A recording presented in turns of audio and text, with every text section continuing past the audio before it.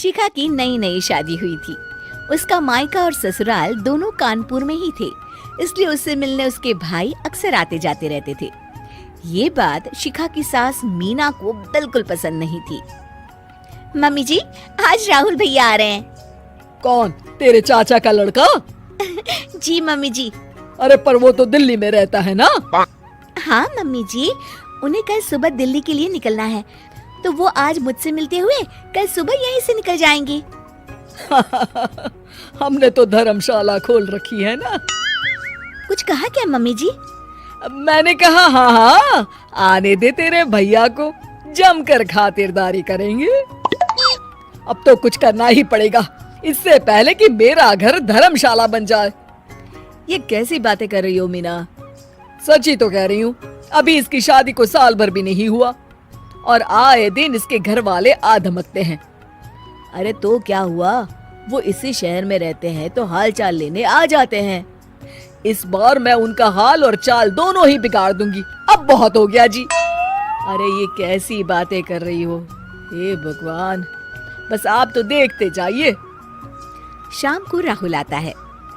नमस्ते आंटी, कैसे हैं आप लोग? हम लोग तो ठीक है, तुम कैसे हो बेटा? मैं भी अच्छा ही हूँ आंटी। बस आज रात के बाद नहीं रहोगे। चलिए भैया, मैं आपको हमारा घर दिखाती हूँ। रात में खाने के टेबल पर शिखा, रोहित कहीं दिखाई नहीं दे रहा। जी भैया, वो ऑफिस के काम से बाहर गए हैं, कल शाम तक आएंगे। अच्छा अच्छा। बेटा, क्या तुम भूत प्रेत में मानते हो? नहीं नहीं आंटी जी, पर अचानक आपको ये ख्याल कहाँ से आ गया?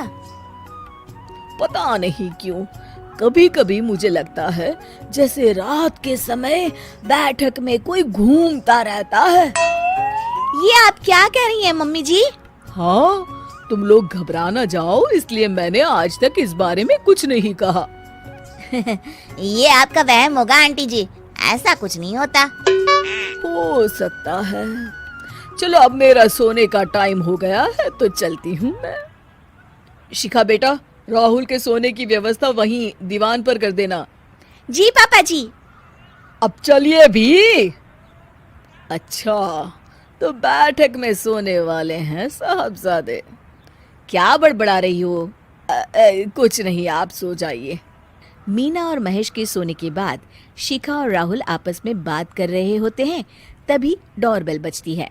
अरे आप! सरप्राइज! काम जल्दी खत्म हो गया तो मैं आज ही चला आया। ये तो बहुत अच्छा किया।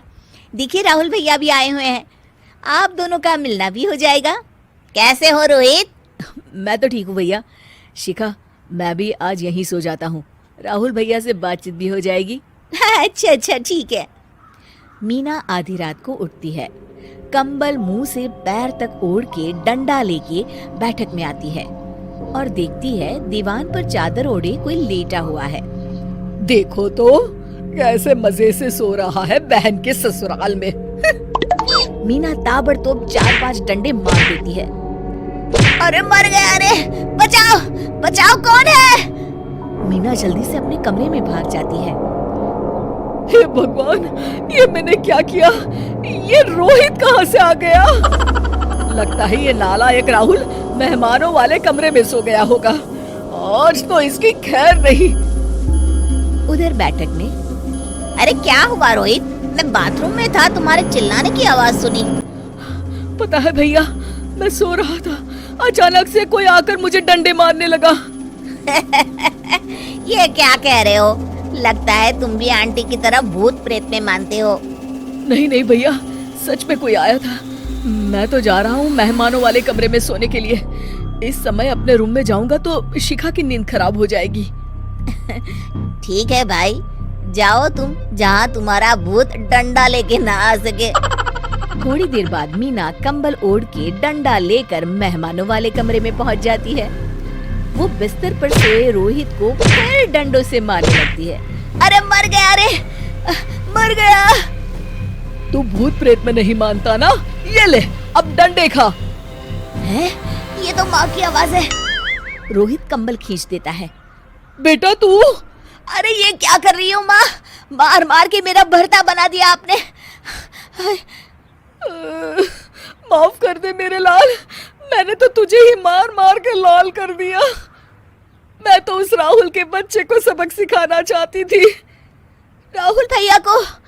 हाँ बेटा, मुझे लगा अगर उसे डंडे मारूंगी तो शिखा के मायके वाले यहाँ आना छोड़ देंगे। हे भगवान, माँ, ये घर शिखा का भी है, उसके घर वाले जब चाहे आ सकते हैं। हाँ बेटा, आज मुझे भगवान का इशारा समझ में आ गया। मैं कितना गलत करने चली थी और अपने ही बेटे को चोट पहुंचा दी। अब चुपचाप जाके सो जाओ माँ, और किसी को कुछ बताने की जरूरत भी नहीं है। शिक्षा दूसरों का बुरा चाहने वालों के साथ भी बुरा ही होता है।